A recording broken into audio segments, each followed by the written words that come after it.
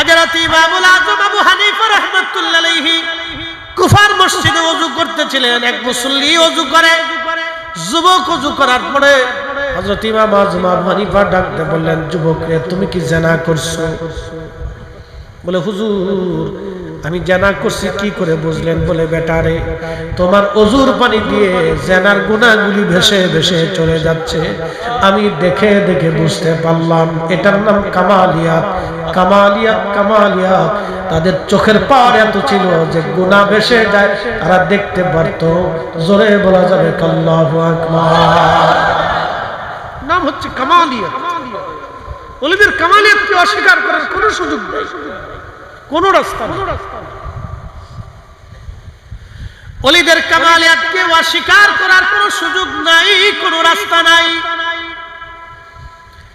ইমাম আবু ইদ্রিস আশ-শাফিঈ সুদূর বাড়ি ফিলিস্তিন, যেখানে বর্তমানে জিহাদ চলতেছে প্রতিনিয়ত, হাজার হাজার ফিলিস্তিনের রক্ত জমিনে ঝরে যাচ্ছে। আহা, কত মারকোল আজ খালি হয়ে গেল। ফিলিস্তিনের দিকে যদি আপনি তাকান, সহ্য করা বড় কষ্ট হয়, অনেক বড় কষ্ট। আজ কত মারকোল খালি হলো, কত মার জীবন চলে গেল, কত যুবকের জীবন চলে গেল, কত বাচ্চা শহীদ হয়ে গেল। ৭৫ বছর ধরে তিলে তিলে ফিলিস্তিনিদেরকে হত্যা করা হয়। পৃথিবীর মহলরা সব নীরব হয়ে আছে। আজকে যেই দেশ যারা ধর্মের দোহাই দিয়ে আমাদের দেশে ফিতনা বাঁধায়, ৮ টাকার তারাবি বানায়, এরপরে আপনার নামাজের ভিতরে ঝামেলা পাকায়। আজকে যারা আমার দেশের ভিতরে আব্দুল ওয়াহাব মসজিদের আকীদা ঢুকাইতে যাচ্ছে, এই ভয়াবহ ফিতনা আহলে হাদিস ফিতনাটা, এটা ওই সৌদি আরব থেকে এসেছে।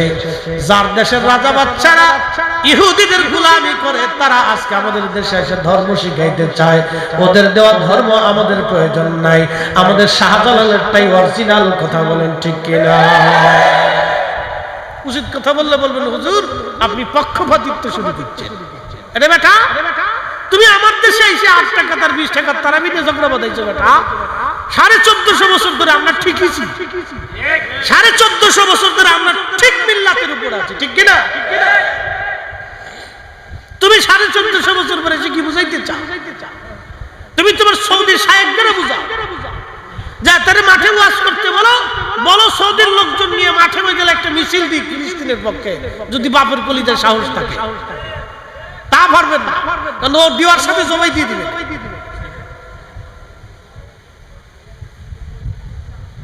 খালি যত বাংলাদেশের, আপনি জানেন পৃথিবীতে ৩টা মরল, সৌদি আরব, মিশর যদি 2টা ধমক দিলে ইসরায়েলের যুদ্ধ বন্ধ দেবে না তো। কারণ দিলে বউ শুনে যাবে ৩৫টা বউ এক একজন। বেটা, বউ তালাশ করবো না যুদ্ধ করবো? হ্যাঁ, এই আরবে যারা থাকছেন জীবনে দেখছেন এক একজনের বউ কয়টা বলেন? ৪টের উপরে কি স্ত্রী রাখা জায়েজ আছে? মাসনা সুলাসা রুবা। আল্লাহর বিধান অনুযায়ী সূরা নিসার ৩ নম্বর আয়াতের ফয়সালা অনুযায়ী, আল্লাহর কোরআনের আইন অনুযায়ী ৪টের উপরে একসাথে স্ত্রী রাখা ৪টের উপরে হারাম। ৫ম নাম্বারটা স্ত্রী হবে না, ওটা হারাম হবে। যতবার মিলন হবে ততবার জেনা হবে, যতটা বাচ্চা হবে সবটা অবৈধ জারজ হবে। এক একজনের বউ ১৭টা ২০টে ২২টে, এদিকে মানুষ না গরু? হ্যাঁ, এরা এসে আমাদের দেশে ফতোয়া দেয় ৮ টাকার তারাবি। ফাজলিমের একটা সীমা থাকা উচিত, বলেন তো? আমাদের দেশের ভিতরে আমরা আলেম আছে ৬০ লক্ষ, দল আছে ৩০টি। কথা বুঝেন নাই মনে হয়? আলেম হলো ৬০ লক্ষ, দল হলো ৩০টা, তাহলে ভাগে পেল কয় লাখ? ২ লাখ টাকা। ২ লাখ করে ভাগে পাইছে। তারপরে গুতাগুতির শেষ নেই, এটা গুততে, এটার গুততে, এটার ধাক্কা নেই, এটার মার। ওরে বাপরে বাপ, শয়তানে হাসে আর কয়, যা তোরা গিলি গিলি আর দরকার না।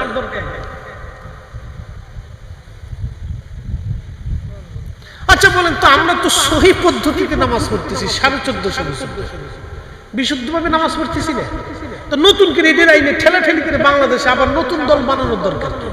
হেগার ভিতরে বলে ১৯টা দল আছে। কয়টা? হেগার ভিতরে বলে 19টি আছে। এবার আপনি বুঝলাম যে কি ঠেলা ঠেলি। হেগার এই মানুষ হলো 19 জন, দল 19টি, ধাক্কা ধাক্কি শেষ নাই। পাগলের দেশে বাস করতেছে। আপনার উচিত বললে অনেকে মন খারাপ করবেন যে ফরিদ হুজুর তো এরকম ওয়াজ করে না। দুঃখে পড়ে বলতে হচ্ছে, আফসোস।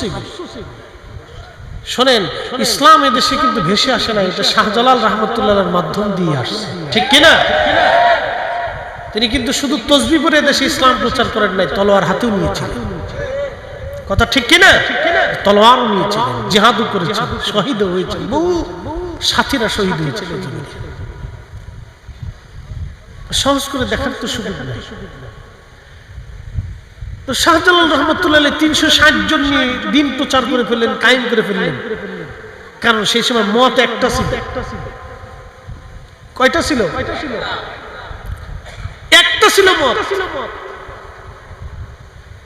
একজন ব্যক্তি, তিনি শাহজালাল, যাহা বলেছেন তাহাই ঠিক। মত একটা, পথ একটা, এক কোরআন, এক নবী, এক আইন, এক বিধান, এক তরিকা, দিন কায়েম হয়েছে।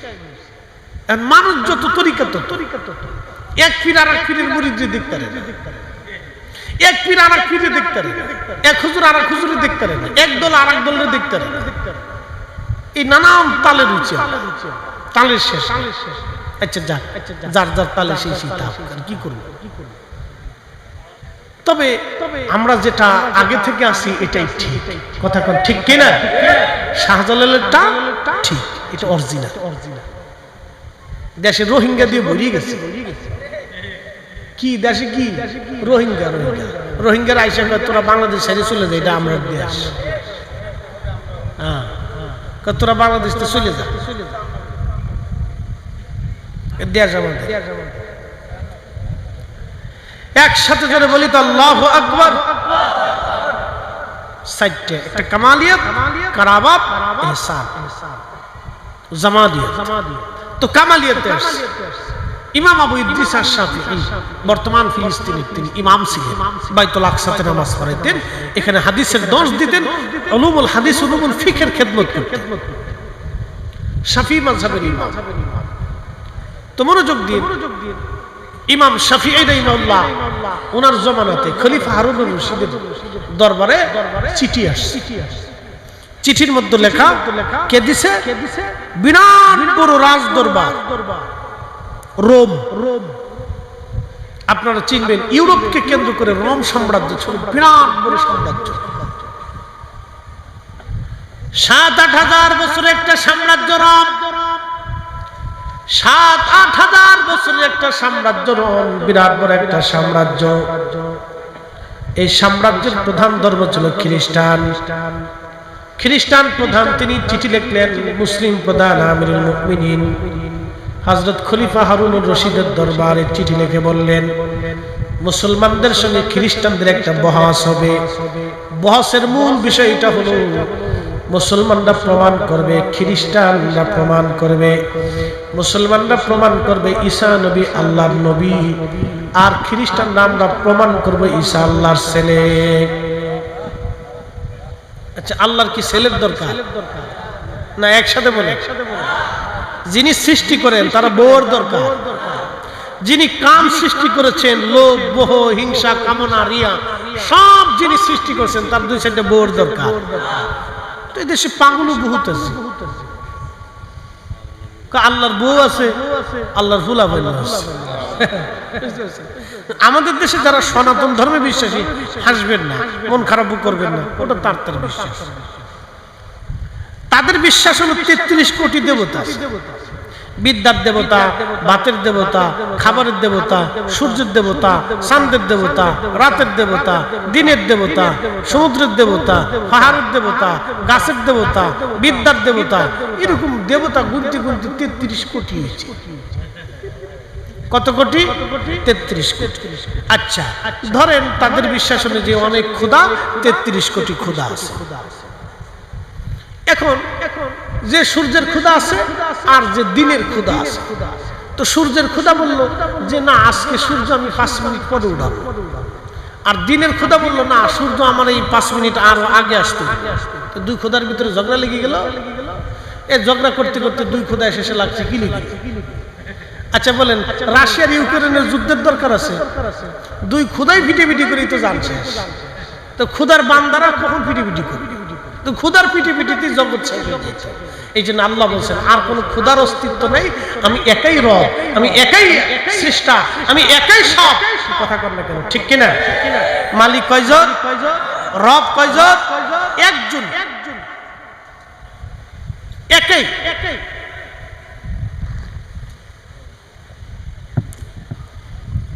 তো খ্রিস্টানরা বলতেছে আমরা প্রমাণ করব ঈসা নবী আল্লাহর ছেলে, তোমরা প্রমাণ করবা ঈসা নবী আল্লাহর বেটা না, তিনি নবী। বাস, বিরাট বহস, সার্টিফিকেট কথা। 2 সাম্রাজ্যের বহস, অনেক বড় চ্যালেঞ্জ। কে এই চ্যালেঞ্জের মোকাবেলা করবে? খলিফা হারুন রশিদ খুব চিন্তিত। কারণ চিন্তাটা হলো মুসলমান যদি বহসে হেরে যায় তো কিয়ামত পর্যন্ত মুসলমান মাথা নিচু করে থাকবে, যে মুসলমানরা সেই বহসে পারে নাই। তো খলিফা চিন্তা পেরেশানিতে দিন কাটতেছে, কাকে দায়িত্ব দিবে, প্রধান মুবাহিস কাকে করবে। তো উজিরকে জিজ্ঞেস করলেন, উজির কি করা যায়? তো উজির বললেন, খলিফা একটা পরামর্শ আছে। বলে কি পরামর্শ? বলে পরামর্শ হচ্ছে ফিলিস্তিনের বাইতুল আকসার একজন ইমাম আছে, তার নাম ইমাম আবু ইদ্রিস আশ-শাফিঈ।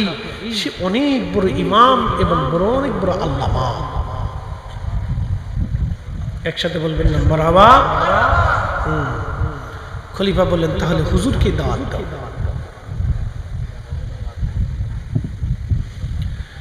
হযরত হারুন রশিদ চিঠি লিখলেন খলিফাতুল মুসলিমিনের পক্ষ থেকে, হুজুর রোম সাম্রাজ্য থেকে চিঠি আসছে বহসের জন্য। এখন আমরা যদি বহসে হেরে যাই মুসলমান মাথা নিচু করে থাকবে।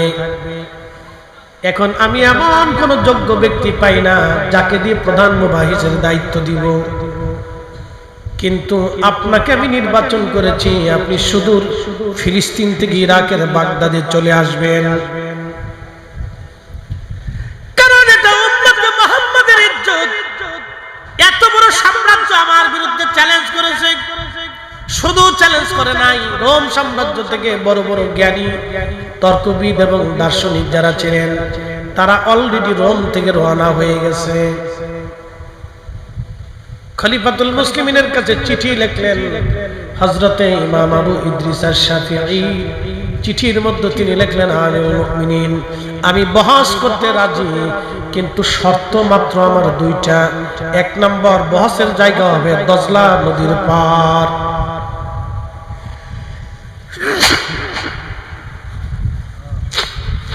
এক নম্বর বহসের জায়গা হবে দজলা নদীর পার। 2 নম্বর, বহসের সময় হবে যোহরের নামাজের পরে। খলিফার দরবারে চিঠি আসছে, খলিফা আবার চিঠি পাঠালেন, হ্যাঁ আমি বহস আপনার শর্তে রাজি, আপনি আসেন। বিরাট বড় বহস দেখার জন্য লক্ষ লক্ষ ইরাকবাসী, হিন্দু, বৌদ্ধ, খ্রিস্টান, ইহুদি, মুসলমান সব সেই দিন উপস্থিত হতে লাগলো।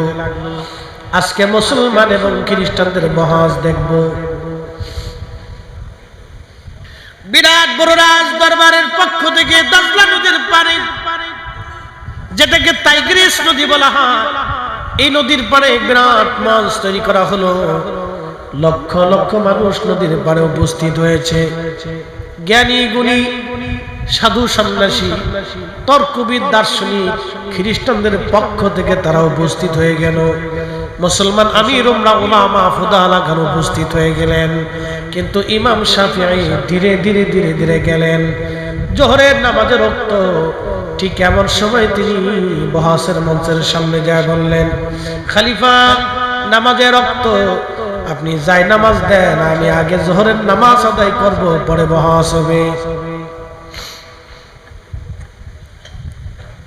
তো খলিফা যাই নামাজ দিন, আমি আগে জোহর পড়বো, পরে বহস হবে।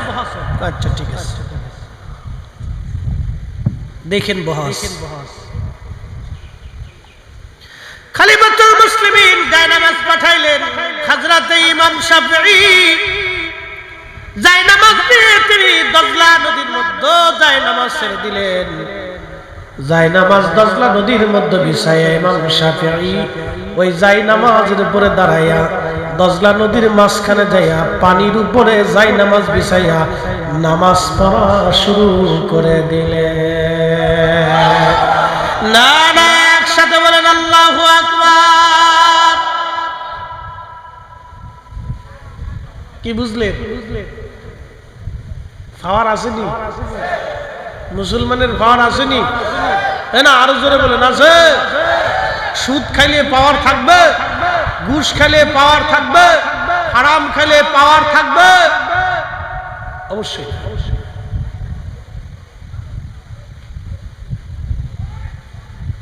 খলিফাতুল মুসলিমিন রাজ দরবার, খলিফাতুল মুসলিমিন বিরাট মঞ্চে উপস্থিত, লক্ষ লক্ষ মানুষ মঞ্চের দিক থেকে দজলার দিকে ঘুরে গেল। লক্ষ লক্ষ মানুষ দজলার দিকে মুখ করে ঘোরানো। ইমাম শাফিঈ করে কি এটা? দজলার পানির উপরে জায়নামাজ বিছিয়ে ইমাম শাফিঈ যোহরের নামাজ পড়তে লাগলেন। পানিতে ডুবে না, জায়নামাজ পানিতে ডুবে না, ডুবে না, ডুবে না। একসাথে বলেন পাওয়ার আছে? আছে। এখন পাওয়ার আমাদের নাই, আমরা শূন্য হয়ে গেছি। ঠিক তখনই যোহরের নামাজ শেষ হয়ে যাওয়ার পরে ইমাম শাফিঈ ডাক দিছে, এ খ্রিস্টানেরা, কে বহস করবা? আমি ইমাম শাফিঈর সাথে হযরত ঈসা নবী আল্লাহর নবী, আল্লাহর ছেলে ছিলেন না, আমি ইমাম ইদ্রিস শাফিঈ প্রমাণ করব। তবে শর্ত হলো কলিজার মধ্যে যদি সাহস থাকে তাহলে আসো। আমি যেইভাবে জায়নামাজ নদীর উপরে বিছাইয়া আজকে নদীর মাঝখানে দাঁড়াইলাম, খ্রিস্টানেরা তোমাদের প্রধান মুবাহিসের যদি সাহস থাকে এইভাবে জায়নামাজ বিছাইয়া আমার সামনে দজলা নদীর সামনে আসো, দজলা নদীর মাঝে আসো। আমি আর তুমি দুইজনে দজলার মাঝখানে জায়নামাজ বিছাইয়া পানির উপরে আজ বহাস করব। জোরে না বললে বুঝবো কিপটে। একসাথে হাত উঁচু করে বলেন আল্লাহু আকবার। পাওয়ার আসেনি?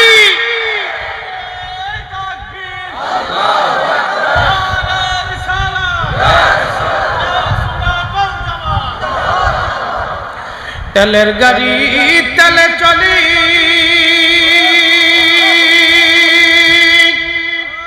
হাওয়ার গাড়ি হাওয়ায় উড়ে, বিনা তেলে চালায় গাড়ি নবী সুলাইমান। আমরা সেই মুসলমান।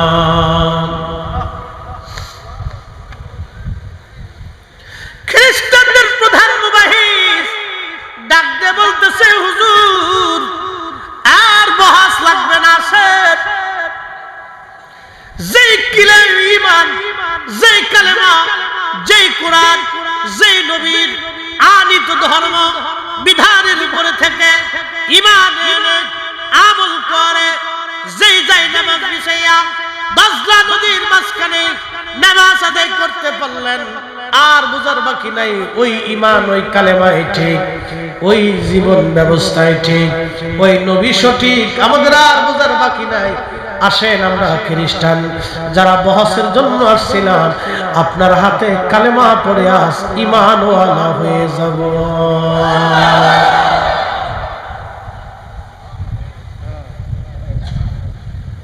কিতাবের বহস লাগে না, এ দেখাই দিছে বহস। আসো, কোনটা সঠিক এবার বুঝো, আসো, ডাইরেক্ট অ্যাকশন হবে, বাকি ঝুঁকি না। কি কথা ঠিক কিনা?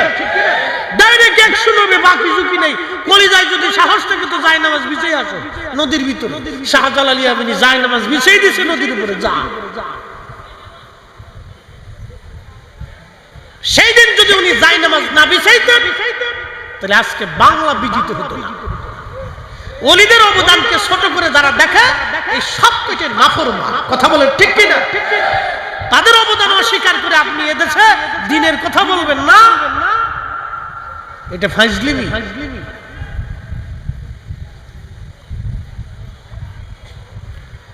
এটার নাম হচ্ছে কামালিয়াত। কামালিয়াত কামালিয়াত কামালিয়াত। এই কামালিয়াতের জন্য কোটি কোটি মানুষ তাদেরকে ভালোবাসে।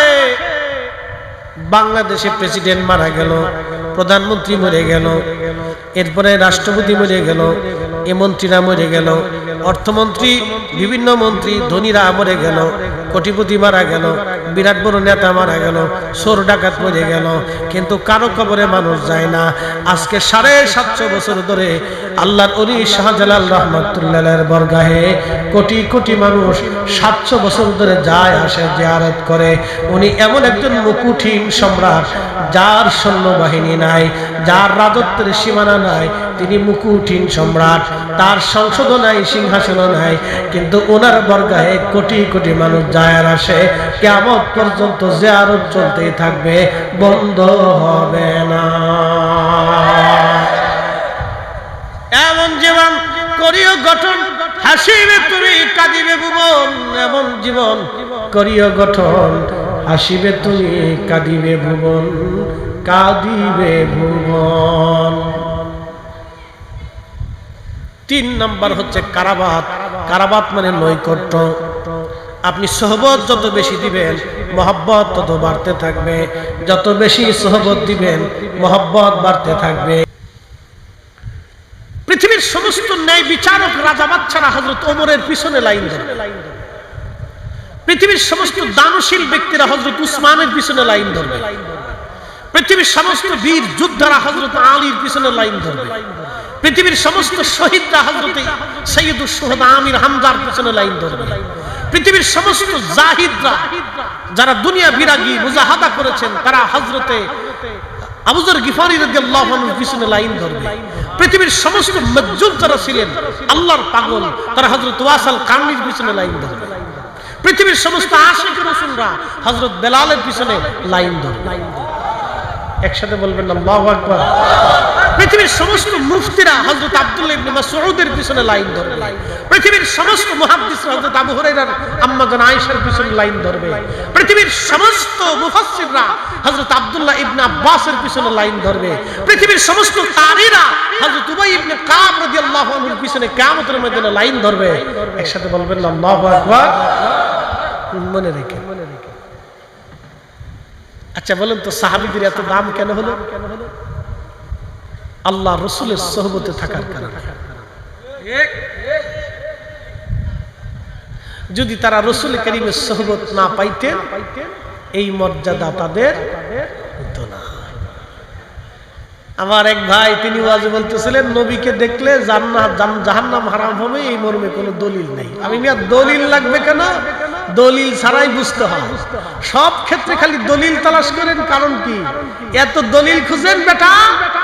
আমার নবীর সাহাবীরা ঈমান আনছে নবী দেখে, কালেমা পড়ছে নবী দেখে, আল্লাহ চিনেছে নবী দেখে, দ্বীন মেনেছে নবী দেখে। আমরা উম্মত রাসূল মানলে আল্লাহ মানা হয়ে যায়। যাকে মানলে আল্লাহ মানা হয়ে যায়, তাকে দেখলে আল্লাহ দেখার স্বাদ মিটে যায়। যাকে মানলে আল্লাহ মানা হয়, তাকে দেখলে জাহান্নাম হারাম হয়ে যায়। কি কথা বলেন না কেন? তাকবীর, আল্লাহু আকবার, রিসালাত, আহলে সুন্নাত ওয়াল জামাত, জিন্দাবাদ, জিন্দাবাদ, মুফতি দরুল ইসলাম ফরিদি সাহেব। এটা সহজ করে বুঝতে হয়, এটা কঠিন তো কিছু না। কঠিন না, কিন্তু সমস্যা হয়েছে কি জানেন? বেমারি। বেমারি চিনছেন? অসুস্থ। এটা এক ধরনের রোগ। রাসূল বিদ্বেষিতা এক ধরনের রোগ। এটা ভয়ঙ্কর রোগ, যে রোগ থেকে হাসরের ময়দানে তাকে মুক্তি দেওয়ার আর কেউ নাই। ভয়ঙ্কর রোগ।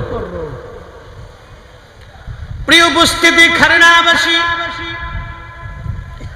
হযরত ওমর রাদিয়াল্লাহু আনহু তিনি হিমসের একজন শাসক বানাইলেন।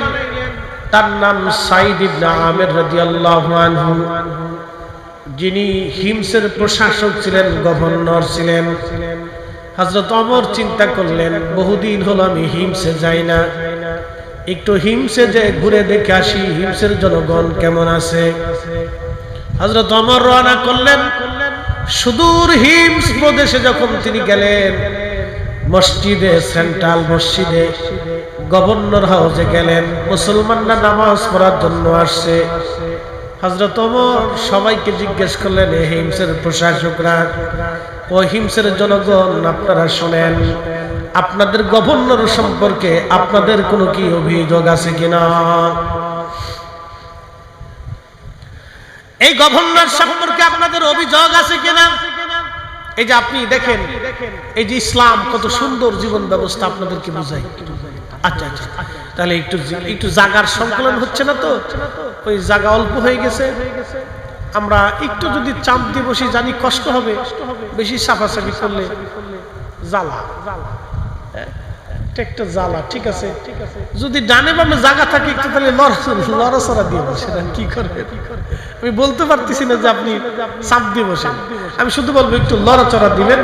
জিকিরের হালতে লা ইলাহা, জোরে লা ইলাহা, হক লা ইলাহা, হাসবি রব্বি জাল্লাল্লাহ, মা ফি কলবি গায়, আহা নূর মুহাম্মদ, বলি নূর মুহাম্মদ, করি লা ইলাহা ইল্লাল্লাহ, লা ইলাহা, লা ইলাহা ইল্লাল্লাহ, মুহাম্মাদুর রাসূলুল্লাহ সাল্লাল্লাহু আলাইহি ওয়াসাল্লাম। খুব মনোযোগ দিয়ে। হযরত আমিরুল মুমিনিন হিমসে গেলেন, সমস্ত মুসলমানদেরকে গভর্নর হাউসে ডাকলেন, মসজিদে ডাকলেন। হিমসের যিনি গভর্নর তিনি আল্লাহর নবীর সাহাবী সাঈদ ইবনে আমির রাদিয়াল্লাহু আনহু। হযরত ওমর সবাইকে ডাক দিয়ে বলেন, হে জনগণ, আমি যে আপনাদের জন্য একজন গভর্নর নিযুক্ত করছিলাম, এই গভর্নর সম্পর্কে আপনাদের মতামত ব্যক্ত করেন।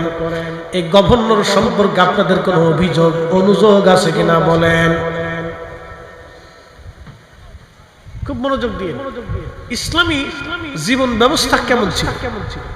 খোলাফায়ে রাশিদিনের জীবন ব্যবস্থা কেমন ছিল?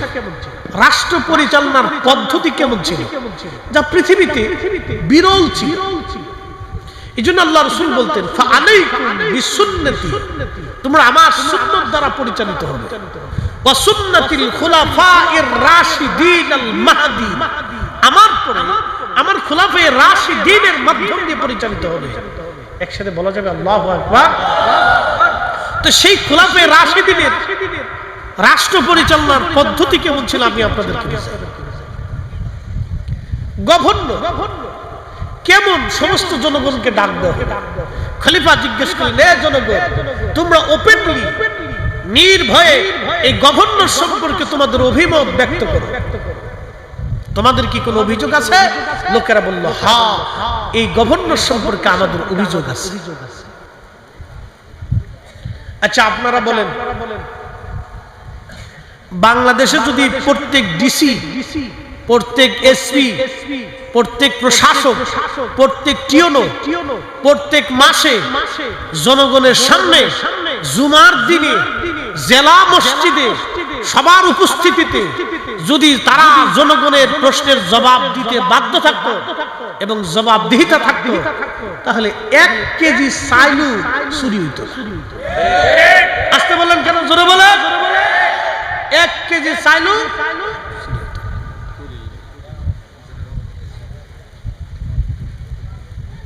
এই পদ্ধতি কি আমাদের না খোলাফায়ে রাশিদিনের? খোলাফায়ে রাশিদিন। এই জন্য আপনাদেরকে বুঝাই দিয়ে যাচ্ছি তারা কেমন ছিল।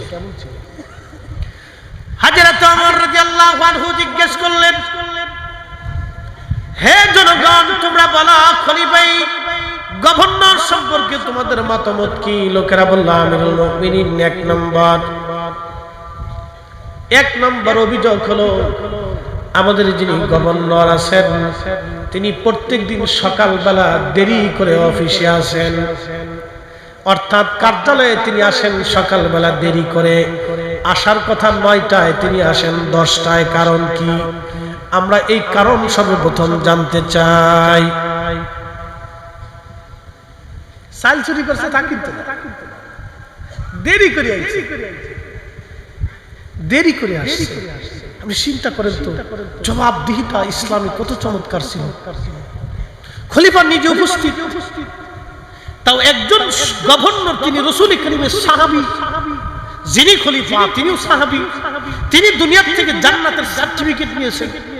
আর যিনি সাহাবী, যিনি গভর্নর, তিনার সম্পর্কে আল্লাহ বলেন রাদিয়াল্লাহু আনহু ওয়া রাদু আন, আমি আল্লাহ তাদের উপরে খুশি, তারাও আমি আল্লাহর উপরে খুশি। কেন? যালিকা লিমান খাশিয়া রাব্বা, তারা আমি আল্লাহকে ভয় করত। আমি আপনাকে বুঝাচ্ছি, একটু সুস্থ মস্তিষ্ক দিয়ে বুঝবেন। হাজরাতে আমার জিজ্ঞেস করলেন কি অভিযোগ? বলে হুজুর সকালবেলা দেরি করে অফিসে আসে। গভর্নর হাউসে কার্যালয়ে সকালবেলা দেরি করে আসে, কি জন্য আসে জবাব দিতে বলেন। হযরত ওমর বললেন সাইদ ইবনে আমির, আপনি জবাব দেন, কারণ আপনি আল্লাহর নবীর সাহাবী, আপনি কেন দেরি করে আসেন?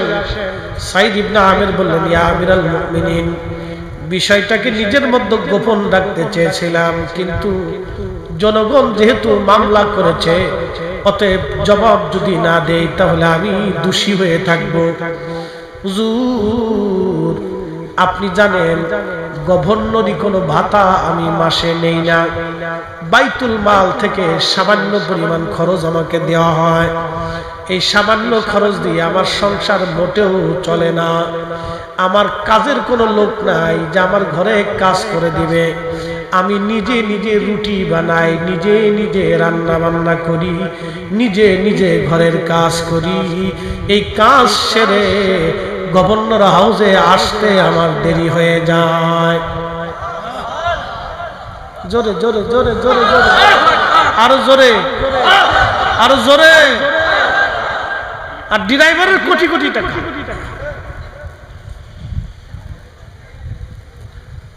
আমি এই 4-5 মাস আগে ঢাকাতে একজন জমি, যারা জমি বিক্রি করে ওনার এক অফিসে বসে বসে ভদ্রলোকের, তো এমন সময় এক ভদ্রলোক আসছে, মাথায় টুপি, মুখে দাড়ি, গায়ে পাঞ্জাবি। তো আসার পরে সে 60 কোটি টাকা দিয়ে জমি বাইনা করছে, অর্থাৎ 60 কোটি টাকার জমি কিনবে, কয়েক কোটি টাকা বাইনা করতেছে, কয়েকটি স্টাম্প হচ্ছে আর কি। কত কোটি টাকা? 60 কোটি। আমার দিকে তাকান, বুঝে যায় 60 কোটি টাকা, এটা 2-1 টাকা না। তো বাইরে টাকা দিয়ে চলে গেছে। আমার ভদ্রলোক চা খাওয়াইতে বললো হুজুর এই লোকরে কি চিনেন আপনি? না। হুজুর উনি হচ্ছে ঢাকা দক্ষিণের ওয়াসার ইঞ্জিনিয়ার। আমি বললাম মাসে বেতন কত? 50, 60, 70 সব মিলিয়ে 1 লক্ষ হবে। তাহলে বছরে কামাই কত? বলে 12 লক্ষ। বললাম ফ্যামিলির সংসারে খরচা আছে কত? বলে 6 লক্ষ ধরে। তাহলে থাকে কত? বলে 6 লক্ষ। তো বছরে যদি 6 লক্ষ হয় তাহলে 60 কোটি টাকা হলে কত বছর লাগে? জিন্দিগি ফাঁকি দিয়ে চলে গেছে। কথা ঠিক কিনা? কিন্তু সে জমি কিনতে আসছে 60 কোটি, বাকি টাকা কে দিল?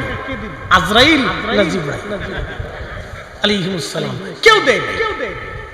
এই বাকি টাকাগুলি সব আমাদের টাকা।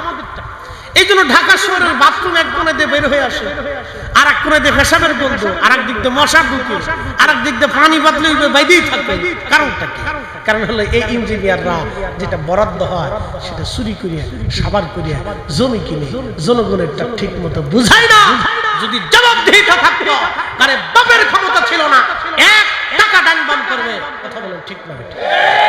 এটা খোলাফায়ে রাশিদিনের চরিত্র। ইসলাম কি আধুনিক ছিল সেই দিনও, আপনি শুনলে গা শিহরে উঠবে যে ইসলাম সেই দিনও কি আধুনিক ছিল, যা এমন ভাবে শিখিয়ে গেছে কিয়ামত পর্যন্ত যদি চলমান থাকে, তাহলে ইসলামের সেই জিন্দেগি ব্যবস্থাটা এত সুন্দর ছিল যে কিয়ামত পর্যন্ত মানুষ মানুষ নিশ্চিন্তে দরজা খুলে ঘুমাইতে থাকবে, চোর ঢোকার সাহস পাবে না। প্রিয় উপস্থিতি, হযরত সাঈদ ইবনে আমির বলেন, আমিরুল মুমিনিন, আমি সকালবেলা কাজ বাজ শেষ করে তারপরে আমি কার্যালয়ে আসি, এই জন্য দেরি হয়ে যায়। হযরত আমিরুল মুমিনিন বললেন, আর কি কোনো অভিযোগ আছে কিনা তোমাদের বলো। লোকেরা বলল, হুজুর আর একটা অভিযোগ আছে। বলে, কি অভিযোগ? দিনের বেলা ওনার কাছে গেলে ওনার সংবাদ আমরা পাই, কিন্তু রাত্রিবেলা ওনাকে ডাকলে কোনো কাজে ওনাকে পাওয়া যায় না, কারণ কি? হযরত ওমর বললেন, সাঈদ ইবনে আমির, আপনি নবীর সাহাবী, জবাব দিয়ে দেন। সাঈদ ইবনে আমির বলেন, আমিরুল মুমিনিন, বিষয়টা গোপন রাখতে চেয়েছিলাম, কিন্তু আজকে বিষয়টা প্রকাশ করতেই হবে, না তো উপায় নাই। হুজুর, সারাদিন আমি জনগণের জন্য কাজ করি, কিন্তু রাত্রিবেলা যখন হয় তখন আমি আমার মালিকের কাজে নেমে যাই। সারা রাত্র আমি ঘুমাই না, সারা রাত্র আমি আমার মালিক, আমার আল্লাহর সিজদার মধ্যে কাটাই, আল্লাহর জিকিরে ইবাদতে কাটাই। বিদায় দুনিয়ার মানুষের সঙ্গে আমি কোনো কথা বলি না, কারণ সারা দিন জনগণের কাজ করি, সারা রাত্র আমি আমার আসল মালিকের কাজ করি। হুজুর, এই জন্য জনগণের ডাকে আমি সাড়া দিতে পারি না, কারণ আমি আমার মাওলার ডাকে সাড়া দেই। চিৎকার করে জোরে বলেন আল্লাহু আকবার। এই জন্য আল্লাহর নবী বললেন, আল্লাহ আল্লাহ ফি আসহাবি, আল্লাহ আল্লাহ ফি আসহাবি। ও আমার উম্মত, আল্লাহকে ভয় করো আমার সাহাবীদের ব্যাপারে, সাহাবীদের ব্যাপারে আল্লাহকে ভয় করো, সাহাবীদের ব্যাপারে আল্লাহকে ভয় করো।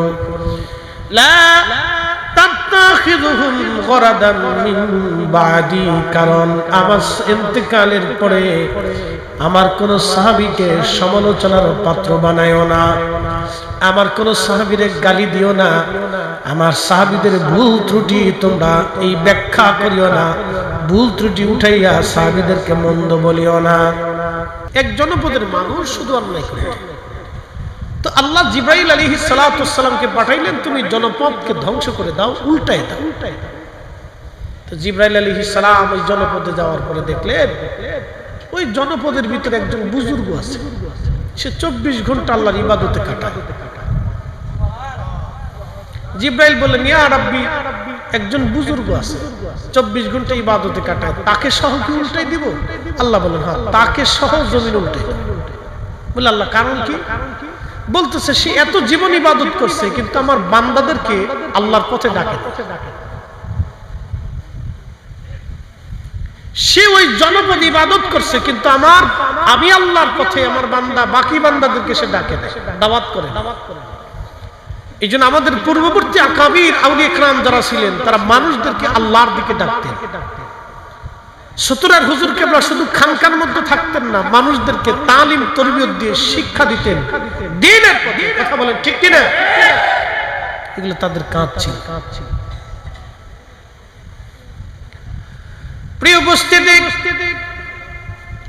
রব্বুল আলামিন আমাদেরকে শিক্ষা দিলেন, ইন্নাল্লাহা ইয়া'মুরু বিল আদলি ওয়াল ইহসান। ও বান্দা, দুনিয়ার মধ্যে তুমি ন্যায় করবা, অন্যায় কখনো করবা না, ন্যায় করবা। পৃথিবীর মধ্যে সর্বশ্রেষ্ঠ ন্যায়ের প্রতীক যিনি, তিনি রাহমাতুল লিল আলামিন। 63 বছরের জীবনে কোনোদিন একটা খাতা পাবেন না।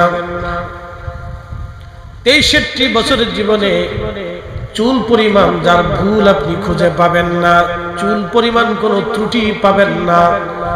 যিনি সর্বশ্রেষ্ঠ ন্যায়ের প্রতীক, তিনি আমাদের নবী রাহমাতুল লিল আলামিন, আল্লাহর প্যারা মেহবুব, আল্লাহর হাবিব। কথা বলেন ঠিক কিনা? আমরা তার উম্মত। উম্মত শব্দের অর্থ হচ্ছে অনুসারী, আমরা রাসূলের অনুসারী। আমরা কার অনুসারী? জোরে বলেন কার? আমরা রসুলের করিমের অনুসারী। আমরা কোনো নায়ক নায়িকা, কোনো রাজনীতি ব্যক্তিত্বের অনুসারী না। আমরা স্বয়ং রাহমাতুল লিল আলামিনের অনুসারী, যার জীবনে কোনো ভুল নাই, নির্বাক্যে চোখ বুঝে যাকে মানলে কখনো পথ ভ্রষ্ট হবেন না। তিনি এমনি 1% সারা পৃথিবীতে শ্রেষ্ঠ, तमाम সৃষ্টির মধ্যে তিনি শ্রেষ্ঠ, আল্লাহর পরেই তিনি মর্যাদা বলা, তিনি আমার আপনার নবী। কথা বলেন ঠিক কিনা? কোনো সন্দেহ? আচ্ছা, আল্লাহ রসুলের কথার ভিতরে কোনো সন্দেহ আছে? কারি যখন কোরআন শরীফ পড়ে, কোরআন শরীফ পড়ার পরে কারি সাহেব একটা শব্দ উচ্চারণ করেন, সাদাকাল্লাহুল মাওলানাল আযীম। আল্লাহ সত্য বলেছেন, আল্লাহ যাহা বলেছেন সত্য বলেছেন। এরপরে কারি আবার বলেন, সাদাকা রাসূলুহুন নবিয়ুল হাবিবুল কারীম। আল্লাহ সত্য বলেছেন, সাথে সাথে আল্লাহর হাবিবও সত্য বলেছেন। আল্লাহ মিথ্যা বলেন নাই, আমার রাসূল কোনোদিন মিথ্যা বলেন নাই। কারণ রাসূল যদি মিথ্যা বলতেন তাহলে আল্লাহর কথার মধ্যে এই উম্মত সন্দেহ খুঁজে পাইত। আমার রাসূল মিথ্যা বলেন নাই বিধায় আল্লাহটা আমরা নির্বাক্যে চোখ বুঝে বুঝে মেনে নেই। কারণ কোরআন আল্লাহ তার নবীর উপরে নাজিল করেছেন, আমরা কখনো দেখি নাই এই কথা আমার আল্লাহর নবী বলে দিয়ে গেছেন। কথা বলেন ঠিক কিনা? আচ্ছা, প্রশ্ন করি, কোরআন শরীফ যখন নাজিল হয়েছিল তখন কি সাহাবীরা এই জিবরাইল আসছে গেছে, এরপরে আল্লাহ পাক কথা বলতেছেন, নবীজির কালবে কোরআন আসতেছে, এটা কি দেখা গেছিল? না, দেখা যায় না। আল্লাহ যে নাজিল করছেন, রাসূল করিমের কালবে কোরআন আসছে, কখনো দেখা যায় না। কিন্তু রাসূল বলছেন, সাহাবে کرام বিনা বাক্য বিশ্বাস করছেন, এটা কোরআনের আয়াত, এটা আমি নবীর কথা, এটা আল্লাহর কথা, এটা আমি রাসূলের কথা, এটা আল্লাহর কথা। আল্লাহর কথা হচ্ছে কালামুল্লাহ, আর রাসূলের কথা হয়ে গেছে হাদিস। এটা হাদিস, এটা কোরআনের আয়াত। নবী বলছেন বিদায় উম্মত সেটা বুঝছে। তাহলে রাসূল সত্যবাদী, নবী কি? কথা কর না, রাসূল কি? নবীর জীবনে কোনো ভুল, নবীর জীবনের প্রতি কোনো সন্দেহ রাখা, লা রাইবা ফীহি। কোরআনে যেমন সন্দেহ করা যাবে না, আমার রাসূলের জীবনে এরকম সন্দেহ করা যাবে না। কথা বলেন ঠিক কিনা? যদি করেন তাহলে ঈমান হবে, ঈমান হবে না। প্রিয় খানেরা আর মুসলমান, খুব মনোযোগ দিবেন। কোরআন শরীফে আমার আল্লাহ রাব্বুল আলামিন বলতেছেন, বিল আদলি ওয়াল ইহসান। দুনিয়াতে ন্যায় করবা, কখনো অন্যায় করবা না। যেটা ন্যায় সঙ্গত সেটা করবা, কখনো অন্যায় করবা না। আল্লাহর নবী ছিলেন সর্বশ্রেষ্ঠ ন্যায়ের প্রতীক। নবীজির সহবতে থাকিয়া সাহাবীরা হয়ে গেলেন আরো ন্যায়ের প্রতীক। আল্লাহর নবীর সাহাবীরা কত বড় ন্যায়ের প্রতীক ছিলেন। সাহাবীদের জীবনী যদি না বলি আপনি বুঝবেন না। পৃথিবী বিখ্যাত একজন খলিফা ছিলেন, খলিফার নাম হযরত ওমর, যিনি মুসলিম মিল্লাতের একজন ন্যায়পরায়ণ খলিফা। আজকে একটা কথা মনে রাখবেন, পৃথিবীতে যারা ন্যায় বিচার করে, দুনিয়াতে যারা ন্যায় বিচার করে, ওই যে আদালতে ম্যাজিস্ট্রেট বলেন, জজ বলেন, বিচারপতি যারা বলেন, তারা যদি ন্যায় বিচার করে তাহলে কিয়ামতের ময়দানে হযরত ওমরের পিছে পিছে তাদের হাসর হবে। আর যদি তারা অন্যায় বিচার করেন তাহলে তাদের হাসর হয়ে যাবে ফেরাউনের সাথে। বিপদ আছে। টাকা টেবিলের নিচে নিয়ে বিচার করে, কি কথা কর না, টেবিলের নিচে টাকা নিয়ে বিচার করে। বিচারপতি, জজ, ম্যাজিস্ট্রেট যাই কোন টেবিলের নিচে নিয়ে করতেছে, করে কত বছর করবে? কারে খুশি করতেছেন? স্ত্রীকে, ছেলেকে, মেয়েকে। 4 পয়সাও মূল্য নেই জীবনে, বৃথা জীবন। পৃথিবীতে এদের মতো বোকা আমি কোনো মানুষ দেখিনি। এদের মতো বোকা পৃথিবীতে কোনো মানুষ আমি দেখিনি। পৃথিবীতে সবচেয়ে বড় বোকা যারা অন্যায় করে টাকা রুজি করে, তারা হলো পৃথিবীতে সবচেয়ে বড় বোকা। কারণ সেই অন্যায় করে টাকা রুজি করে নিজে খেয়ে যেতে পারে না, সন্তানের জন্য রেখে যায়, আর ওই সন্তান কিয়ামতের ময়দানে তার দায়ভার নেবে না। এর মতো বোকা পৃথিবীতে একজন, সবচেয়ে বড় বোকা সে, শিক্ষিত বোকা। আমি আপনাকে বুঝাচ্ছি খুব মনোযোগ দিয়ে। প্রিয় উপস্থিতি, হযরত ওমর রাদিয়াল্লাহু আনহু জিজ্ঞেস করলেন, হে জনগণ, তোমাদের আর কি কোনো প্রশ্ন আছে কিনা বলো। জনগণ বলতেছে, আমিরুল মুমিনিন, এই গভর্নর সম্পর্কে আমাদের আরেকটা অভিযোগ আছে। বলে, কি অভিযোগ? সে মাসে একদিন গভর্নর হাউসে চাকরিতে জয়েন করে না, কারণ কি? কত বড় অভিযোগ দেখছেন?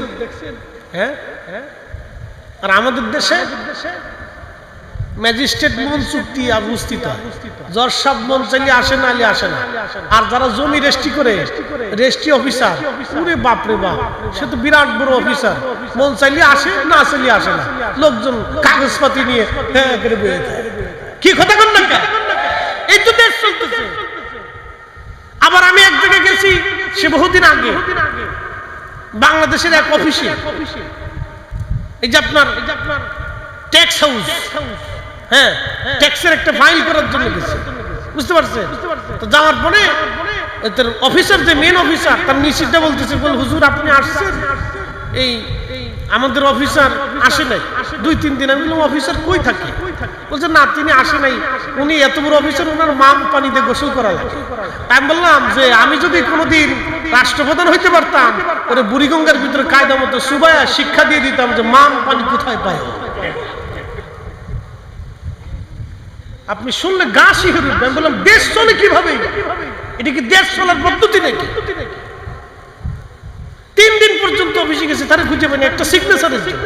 আমার টাকা, আমার জিনিস, আমার বৈধ জিনিস খুঁজে পাওয়া যায় না। ওনারা বলে মাল দিতে হবে, মাল না দিলে সিগনেচার দিবে না, মাল দিলে রাতারাতি সিগনেচার দিবে।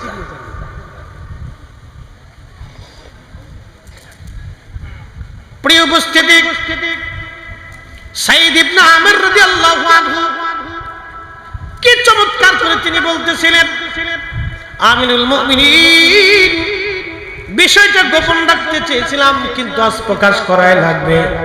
মাসে একদিন আমি আসি না, আপনি জানেন কোনো বেতন আমি নেই না, শুধু বাইতুল মাল থেকে কোন রকম খাবার খরচ আসে। হুজুর, আমার মাত্র একটাই জুব্বা আছে, এছাড়া আর কোনো জুব্বা আমার নাই। একসাথে বলেন আল্লাহু আকবার, আরো জোরে বলেন আল্লাহু আকবার, আল্লাহু আকবার। আল্লাহ নবী বলেছেন, খেলাফাতুস সালাসুনা সানা, খেলাফত পৃথিবীতে 30 বছর থাকবে, এরপর আর এই খেলাফত আসবে না। এখন আপনি শুধু স্বপ্ন দেখবেন, কিন্তু বাস্তবায়ন হবে না। এই লোক আর পাওয়া যাবে না। পৃথিবীর মাটি খুঁজলেও কি একজন সাহাবীর মতো মানুষ পাবেন? হ্যাঁ, সাইদ ইবনে আমিরের মতো এরকম একজন প্রশাসক, গভর্নর পৃথিবীর মাটি খুঁজলেও আর কোনোদিন পাবেন না। কি কথা কন না কেন? একজন গভর্নরের একটাই জুব্বা, ফরিদ হিসাবের জুব্বার শেষ নেই। আমার ঘরে যায় দেখবেন 8-10টা জুব্বা আছে, একজন গভর্নরের একটাই জুব্বা। বলে, আমিরুল মুমিনিন, আমার একটাই মাত্র জুব্বা, আর কোনো জুব্বা নাই। প্রত্যেক মাস শেষ হলে একটা বারে জুব্বাটা ধৌত করা লাগে। আমি যদি ধৌত করি তাহলে অফিসে কাজে আসতে পারি না। এই জন্য আমি মাসে একটা দিন কাজের জন্য আমি আসতে পারি না। জুব্বা কাপড় চোপড় ধোয়ার কারণে আমি মাসে একটা দিন জনগণের কাজ করতে পারি না। একবার জোরে বলা যাবে আল্লাহু আকবার। তেলের গাড়ি তেলে চলে,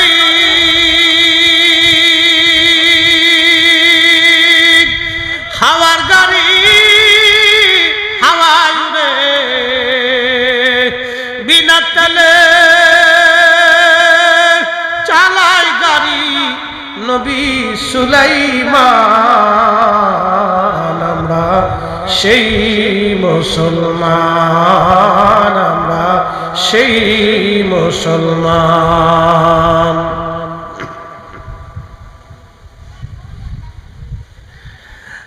সেই মুসলিম, আমরা সেই মুসলমান, আমরা সেই মুসলমান।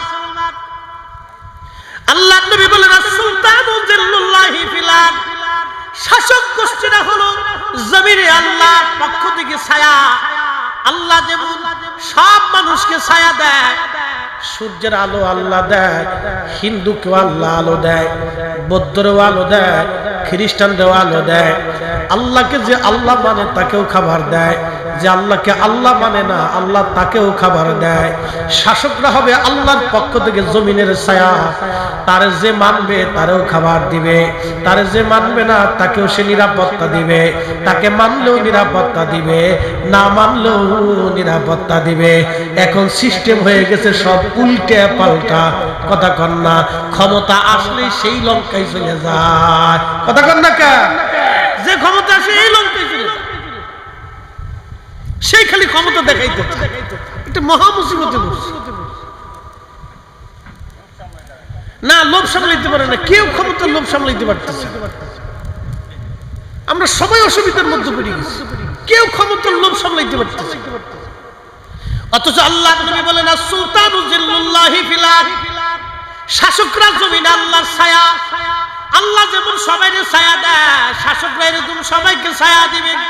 আল্লাহ যেমন নিরাপত্তা দেয়, শাসকরা নিরাপত্তা দিবে। একসাথে বলা যাবে আল্লাহু আকবার। সুলতান কুতুবউদ্দিনের দরবারে এক হিন্দু ভদ্রলোক আসছে, এক হিন্দু মহিলা আসছে। এসে বললেন বাদশা, আপনার রাজ দরবারে আমার একটা অভিযোগ আছে। সুলতান কুতুবউদ্দিন বললেন কি অভিযোগ আপনি বলেন মা।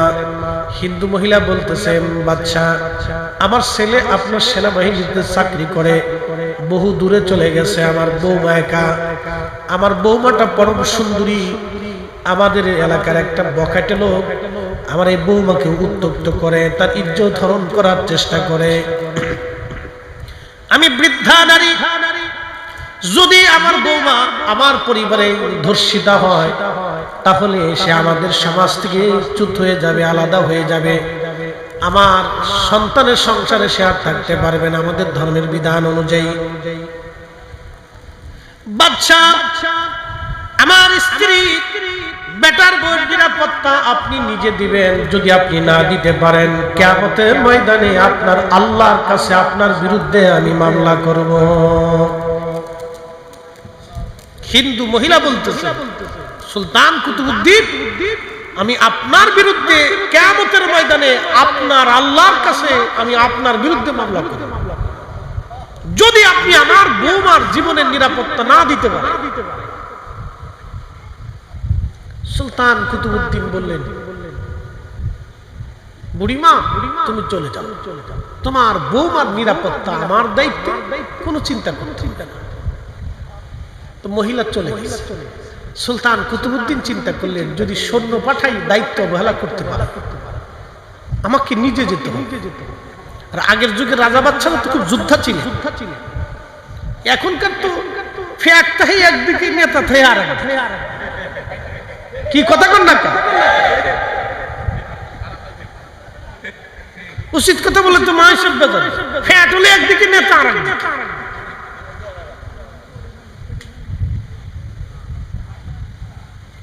খুব মনোযোগ দিয়ে সুলতান কুতুবউদ্দিন রাহিমাহুল্লাহ নিজে অস্ত্রে শস্ত্রে সজ্জিত রাত্রিবেলা তিনি ওই হিন্দু ভদ্র মহিলার বাড়িতে যে চুপচাপ বসে আছেন গোপন স্থানে। দেখি রাত্রিবেলা কে আসে আজ, অবশ্যই তাকে আজ ধরতে হবে। গভীর রাত্র চলতেছিল, হঠাৎ বৃদ্ধ মহিলা চিৎকার করলো কে আসো, তাড়াতাড়ি আসো, আমার বৌমার ইজ্জত তোমরা বাঁচাও। এমন সময় সুলতান কুতুবউদ্দিন তার রণকৌশল দিয়ে ওই ছেলেটাকে ধরে ফেললেন, ওই যুবককে ধরে ফেললেন, তার গলার মধ্যে তলোয়ার চেপে ধরছে। ঠিক এমন সময় বুড়িমার ঘরের মধ্যে বাতি জ্বলতেছিল, চেরাগ জ্বলতেছিল। সুলতান কুতুবউদ্দিন বললেন বুড়িমা আপনার চেরাগটা দ্রুত গতিতে বন্ধ করে দেন। চেরাগের আলো বন্ধ করলেন। বুড়িমাকে বলেন, বুড়িমা ভয়ের কোনো কারণ নাই, আমি সুলতান কুতুবউদ্দিন আজ আপনার বৌমার নিরাপত্তার জন্য নিজে চলে আসছি। একবার জোরে বলা যাবে আল্লাহু আকবার। আর আমাদের দেশের কোন নারী যদি ধর্ষিত হয়, দেশের নেতারা কিছু পয়সা করি দিয়া, আর গরিব মানুষ যদি হয় কিছু পয়সা করি দেয়, মিট করাইয়া ছাইড়ে দেয়। ওরে বেটা, কবরে তো তোকে যেতেই হবে, আল্লাহর আদালত, আল্লাহর দরবারে দাঁড়াইতে হবে। সেই দিন তোমার 14 গোষ্ঠীও তোমারে বাঁচাইতে পারবে না। কি কথা বল না কেন? নীরব জুলুম, 14 গোষ্ঠীও পারবে না আল্লাহর আদালত থেকে বাঁচাইতে। সুলতান কুতুবউদ্দিন ডাক দিয়ে বলেন, বুড়িমা চারাগ বন্ধ করো। চারাগ বন্ধ করে দেওয়া হলো। কিছু সময় পরে সুলতান কুতুবউদ্দিন আবার বলেন, বুড়িমা চারাগ আবার জ্বালাও। চারাগ জ্বালানো হলো। সুলতান কুতুবউদ্দিন ওই যুবকের দেহ থেকে মাথা বিচ্ছিন্ন করে ফেললেন তলোয়ার দিয়ে কেটে। মাথার চেহারার দিকে থেকে সুলতান কুতুবউদ্দিন বলেন আলহামদুলিল্লাহ। যখন আলহামদুলিল্লাহ বললেন, এরপরে বললেন, বুড়িমা তাড়াতাড়ি করে আমাকে এক গ্লাস পানি পান করাও। মহিলা দ্রুত গতিতে এক পেয়ালা পানি আনলেন। সুলতান কুতুবউদ্দিন পানি পান করলেন। ফিরে চলে আসবেন এমন সময় মহিলা, হিন্দু ভদ্র মহিলা বলতেছিল, সুলতান আজকে 3টা প্রশ্নের জবাব না দিয়ে গেলে আমি আমার বাড়ি থেকে আপনাকে যেতে দেব না। বলে, মা কি প্রশ্ন তুমি বলো। মহিলা ডাকতে বলতেছে, সুলতান প্রথম প্রশ্ন, আপনি কেন আমাকে বাতি নিভাইতে বললেন? 2 নম্বর প্রশ্ন, বাতি জ্বালানোর পরে আলহামদুলিল্লাহ কেন বললেন? 3 নম্বর প্রশ্ন, আমি হিন্দু হওয়ার পরও আমার বাড়িতে আপনি কেন পানি পান করলেন?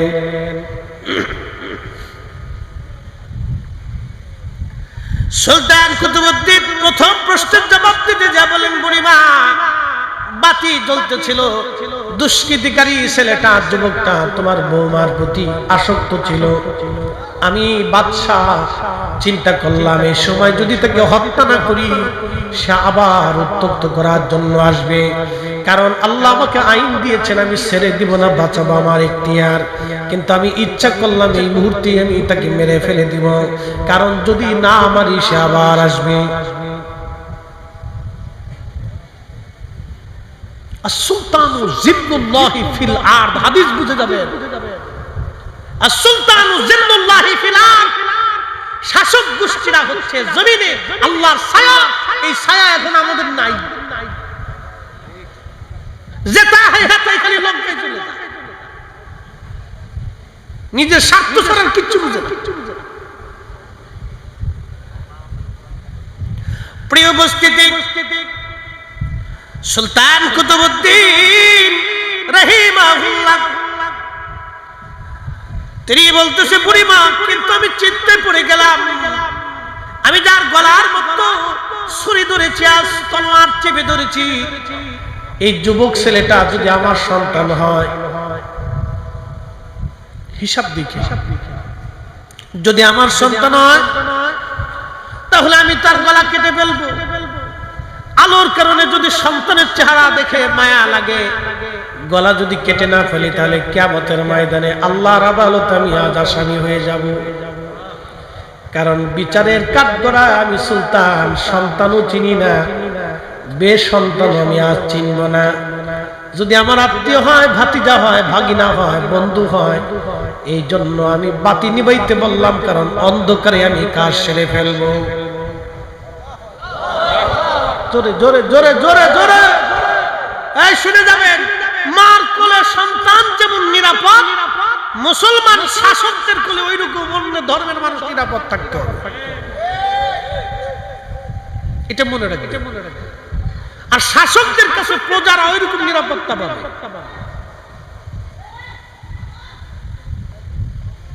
সবাই ওইরকম নিরাপত্তা পাবে। কিন্তু বড় আফসোস করে আজকে বলতে হচ্ছে, অনেক জায়গায় সুন্নি মাহফিল করতে গেলে বাধা দিবেন, অনেক জায়গায় সুন্নি ইমাম মসজিদ থেকে তাড়ানোর চিন্তা করবেন। এগুলো কি? এগুলি কে শিখিয়েছে? কোন ধর্মের অনুসার? কোথা থেকে পাইছেন এই দ্বীপ?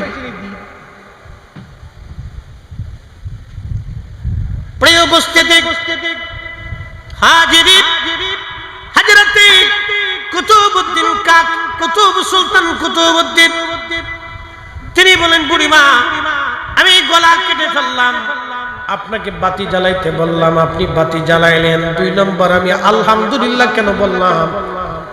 কারণ দেহ থেকে মাথা যখন কেটে ফেললাম, তখন ওই লোকের চেহারার দিকে আমি তাকায় দেখি, এটা আমার ছেলেও না, আমার ভাতিজাও না, আমার বন্ধু বান্ধব না। আমি আলহামদুলিল্লাহ এই জন্য বললাম, আমার রাজা বাদশার সন্তান হওয়ার পরও তারা এই জুলুমের মধ্যে নাই, এই জুলুম তারা করে না। এই জন্য আমি আল্লাহর শুকর আদায় করলাম যে এই জুলুমের ভিতরে আমার সন্তানাদি কেউ নাই।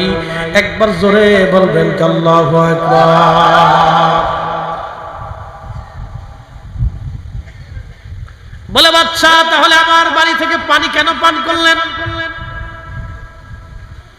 সুলতান কুতুবউদ্দিন ডেকে বলতেছে, বুড়িমা তুমি আমার রাজ দরবারের সামনে সিংহাসনের সামনে দাঁড়ায় বলছিলা, কুতুবউদ্দিন তুমি যদি আমার বৌমার ইজ্জত না বাঁচাও, তাহলে তোমাকে কিয়ামতের ময়দানে আল্লাহর দরবারে তোমার বিরুদ্ধে মামলা করব।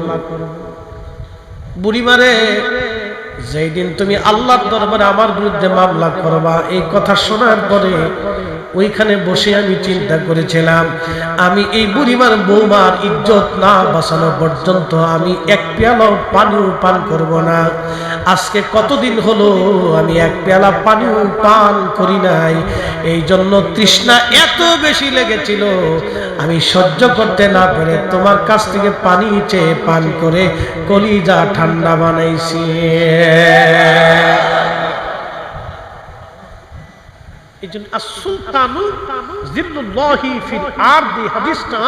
আপনি এখান থেকে বুঝে যাবেন। এই জন্য আল্লাহ বলছেন, ইন্নাল্লাহা ইয়া'মুরু বিল আদলি ওয়াল ইহসান, দুনিয়াতে ন্যায় করবা, অন্যায় করবা না। ন্যায়টা করো, অন্যায়টা করো। খারেরার মুসলমান কসবাবাসী খুবই মনোযোগ দিয়ে শুনে যাবেন। এরপরে আবার রব আমার আল্লাহ বললেন, ওয়াল ইহসান, তোমরা দয়া করবা। কি করবা? জোরে বলেন, কি করবা? দয়া। দয়া। মাল্লাম ইয়ারহামিন নাস ওয়া মাল্লাম ইয়ারহামিল্লাহ, যে মানুষকে দয়া করে না আল্লাহ তাকে দয়া করে না। যে মানুষকে দয়া করে না আল্লাহ তাকে দয়া করে না। যে মানুষকে দয়া করে আল্লাহ তাকে দয়া করে। তোমরা দয়া করবা, দয়া দয়া দয়া দয়া। আল্লাহ বানাইলেন কত জাতি,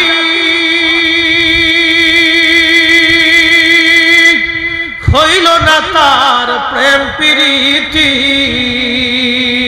ঠিক কিনা? আল্লাহ বানাইলেন কত জাতি, হইল না তার প্রেম প্রীতি, অবশেষে মানুষ বানায় প্রেমের কারণে। ওরে অবশেষে মানুষ বানায় প্রেমের কারণে। প্রেমের ডুরি বান্ধরে মদিনার শনে, হায়রে প্রেমের ডুরি বান্ধরে মদিনার শনে।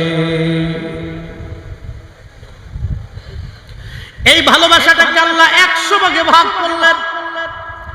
যদি পৃথিবীতে দয়া না থাকতো, ভালোবাসা না থাকতো, পৃথিবী ধ্বংস হয়ে যাইত। আপনি যদি দেখবেন একটা কুত্তারও যদি দয়া করেন, এই কুত্তা আপনার পিছু ছাড়বে না। আপনি যদি একটা বাঘের দয়া করেন, একটা বাঘের বাচ্চা নিয়ে আসবেন, পালতে পালতে আদর করতে করতে বড় হবে, ও সবাইরে কামড়াবে কিন্তু আপনাকে কামড়াবে না। এ বন্ধু, একটা হিংস্র প্রাণী হায়না, এই হায়না বড় বড় হিংস্র প্রাণী, এটা বাঘের চাইতেও হিংস্র। আপনি যদি এর ছোট্ট কালে ধরে নিয়ে আসেন, লালন পালন করেন, ও সবাইরে কামড়াবে কিন্তু আপনারে কামড়াবে না। এটার নাম ভালোবাসা। আল্লাহর নবী বললেন ভালোবাসার দয়াটাকে আমার রব 100 ভাগে ভাগ করলেন। 100 ভাগে ভাগ করার পরে আমার আল্লাহ 99 প্রকার 99 ভাগ ভালোবাসা আল্লাহ নিজের কাছে রেখে দিলেন। 1 ভাগ ভালোবাসা আমার আল্লাহ তামাম সৃষ্টির মধ্যে বন্টন করে দিলেন। তামাম সৃষ্টির মধ্যে 1 ভাগ ভালোবাসা আল্লাহ বন্টন করে দিলেন। আল্লাহ নবী ডাকতে বললেন সাহাবীরা একটা সুসংবাদ শুনিয়ে নাও, ওই 99 ভাগ দয়া ভালোবাসা দিয়ে আমার আল্লাহ কিয়ামতের ময়দানে আমাদের বিচার আল্লাহ করবে। না না, আরো জোরে জোরে জোরে জোরে জোরে, আরো জোরে। কত ভাগ? 99। জোরে বলেন কত ভাগ? আরো জোরে। জোর হয় না কেন? জোরসে বলো। 99 ভাগ দয়া দিয়ে আল্লাহ বিচার করবে। এই জন্য আল্লাহর একটা নাম হলো আর রহমানির রহিম,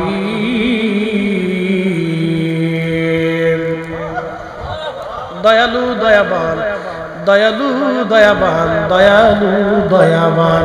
এই জন্য দুনিয়াতে যারা দয়া করে আল্লাহ তাদেরকে দয়া করে। আপনি দুনিয়াতে মানুষকে দয়া করবেন, কিয়ামতের মাঠে আল্লাহ আপনাকে দয়া করে মাফ করে দিবে।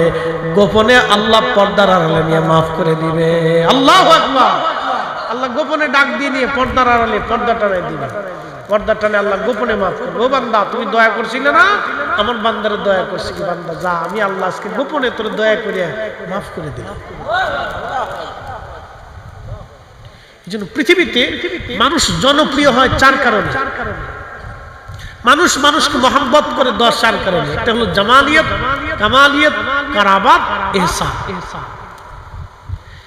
জামালিয়ত, কামালিয়ত, কারাবাত, ইহসান, 4 কারণে পৃথিবীতে মানুষ মানুষকে ভালোবাসে। 1 নাম্বার সৌন্দর্য। চেহারা যদি সুন্দর হয়, দেখবেন ছোট্ট বিড়ালের বাচ্চা দেখতে খুবই সুন্দর লাগে, মালিক তারে কোলে করে নিয়ে সারা গ্রাম ঘুরে ঘুরে বেড়ায়। ঠিক কিনা? গরুর বাচ্চা, একটা গরু তার বাচ্চা হয়েছে, দেখতে খুব সুন্দর, মালিকের কাছে খুব মজা লাগে। এটার গলার মধ্যে ঘুরঘুরিটা নাই, ঝুনঝুনি। ঝুনঝুনি আমাদের ফরিদপুরে বলে ঘুরঘুরি, আপনাদের দেশে কি বলে? ঝুনঝুনি। গঙ্গুর, হুজুর ঠিক আছে, গঙ্গুর। আমাদের দেশে বলে ঘুরঘুরি আর কি। গঙ্গুর, ঘুরঘুরি, ঝুনঝুনি যাই বলে, এটা একটা গলার মধ্যে সুন্দর একটা রশি দিয়ে, খুব কালারওয়ালা একটা রশি দিয়ে গলার মধ্যে টানে দেও, দৌড়াদৌড়ি করে লাফালাফি করে ঝুনঝুন ঝুনঝুন করে মালিকের কাছে খুব ভালো লাগে। ছোট্ট কালে দেখতে খুব সুন্দর দেখা। একবার দেখবেন মালিক কোলের মধ্যে নিয়ে চুমা খায়, বিছনাত নেয়, ও পায়খানা করলো মালিকের মনে দুঃখ নেই, পেশাব করে দিল, গাড়ির মধ্যে দিল, কিছু মনে করে না। সুন্দর এই জামালিয়াত, এই সৌন্দর্যটাকে মানুষ মহব্বত করে। এই জন্য ছোট্ট বাচ্চা দেখবেন খুব সুন্দর। লাকাদ খালাকনাল ইনসানা ফি আহসানি তাকওয়িম। মানুষকে আল্লাহ কত সুন্দর অবয়ব দিয়েছেন। ছোট্ট বাচ্চাদের জিহ্বা সুন্দর, ঠোঁট সুন্দর, চোখ সুন্দর, কান সুন্দর, হাত সুন্দর, আঙ্গুল সুন্দর, দেহ সুন্দর, পা সুন্দর, সব সুন্দর। যে কেউ পাইলে দেখবেন খালি চুমা খায়, চুমা খাইতে থাকে। আল্লাহ রাসূল বলছেন তোমরা ছোট্ট থেকে যদি আদর না করো, ভালো না বসো, তাহলে আমি নবীর উম্মতের দলভুক্ত না। আর বড়কে যদি সম্মান না করো, তাহলে আমি নবীর উম্মতের দলভুক্ত না। এটার নাম হচ্ছে জামালিয়াত, সৌন্দর্যের কারণে। ইউসুফ আলাইহিস সালাতু ওয়াস সালামের জন্য মিশরের নারীরা পাগল ছিল, জুলাইখা পাগল ছিল সৌন্দর্যের জন্য। এই জন্য নারীরা সুন্দর হয়। এই জন্য আল্লাহ রাসূল বললেন নারীদের মাথা থেকে পা পর্যন্ত বুরকা দিয়ে ঢাইকে দাও। সুবহানাল্লাহ। কি আসতে হবে না জোরে হবে?